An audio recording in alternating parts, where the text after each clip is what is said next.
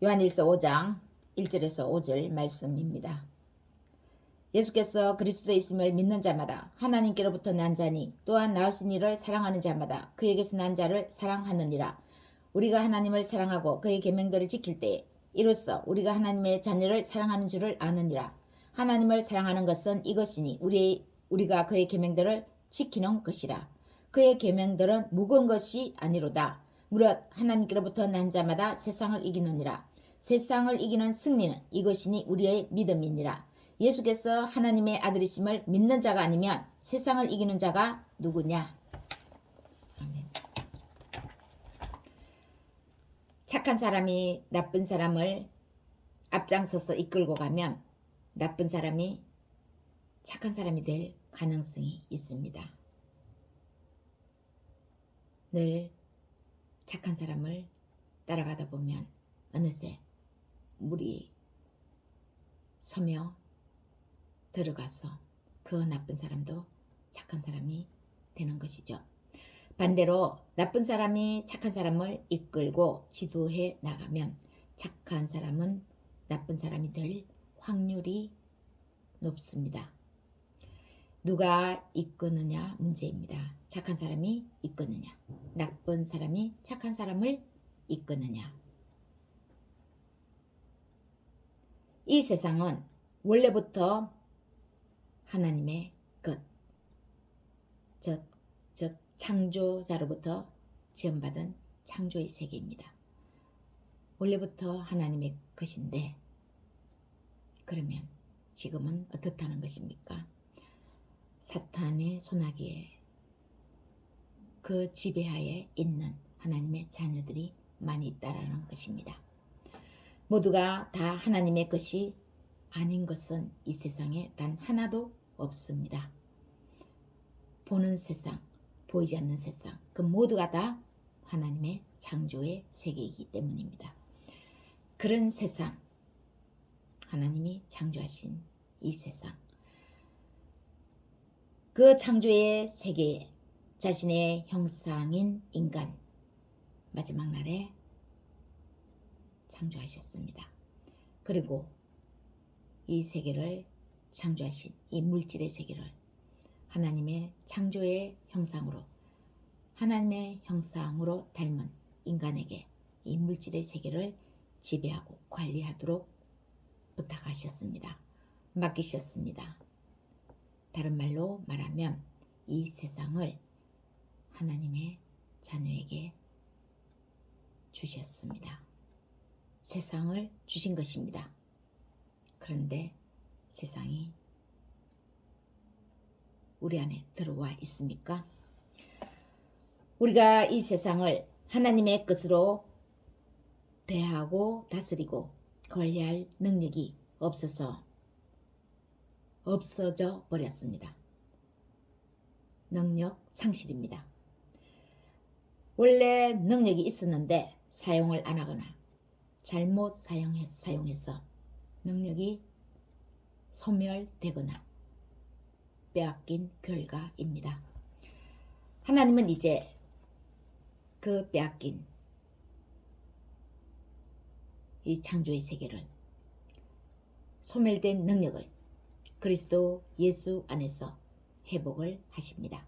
세상을 다스리고 관리할 의무를, 능력을 주어 맡겼는데 소멸시킨 그 값을 예수 그리스도와 바꾸시면서 세상을 하나님의 창조의 형상으로 회복시키시는 것입니다. 하나님의 자녀의 믿음 안에서요. 세상을 앞서 말씀드린 바와 같이 같은 맥락이죠. 착한 사람이 나쁜 사람을 이끄느냐, 나쁜 사람이 착한 사람을 이끌며 지도해 나가느냐.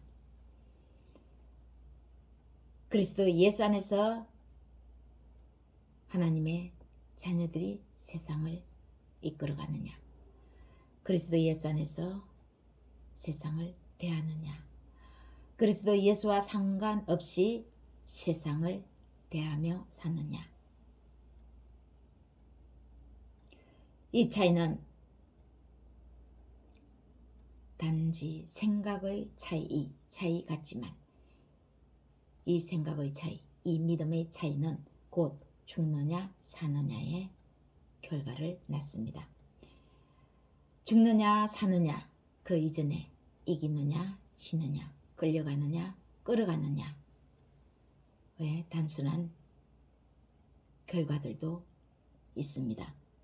그리스도 아니고 그리스도와 상관없는 단순한 구분인 것 같은데 그 결과는 사람이 죽고 사는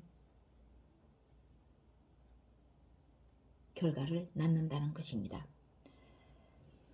이 세상을 이기며 이끌고 가는 사람은 결국 세상을 이기신 예수 그리스도와 함께 하며 그를 믿으며 그를 따라가는 사람입니다.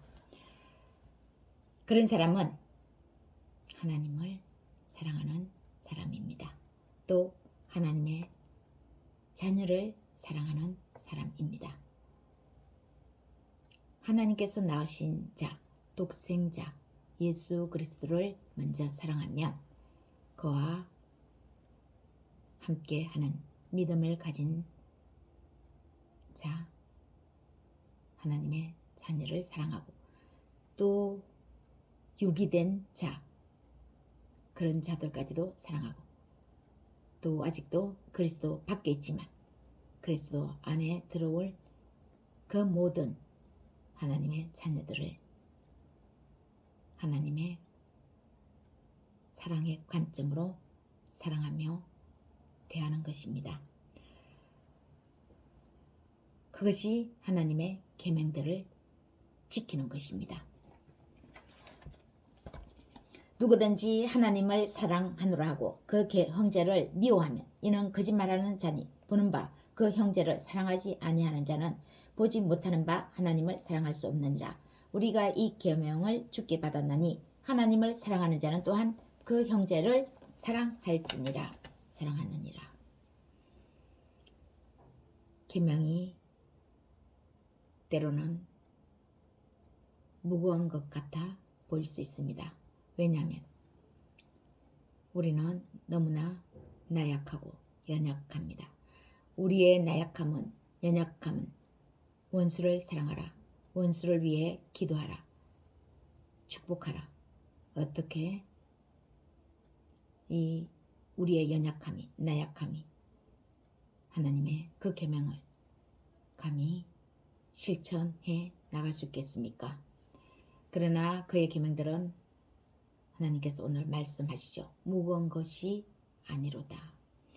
예수님을 믿고 그 믿음으로 우리의 삶 속에서 우리의 일상적인 삶 속에서 하나하나 작은 것부터 실천해 나가면 결국은 어느새 원수를 사랑하는 그 사랑의 자리에까지 믿음의 자리에까지도 있게 되는 것을 볼 수 있습니다.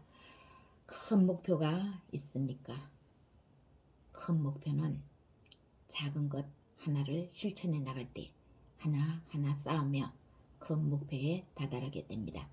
작은 것을 실천하면 그 다음 단계를 또 실천할 수 있는 능력, 내성이 우리 안에 생기기 때문입니다. 1대 100이면 논리상으로는 당연히 100이 이깁니다.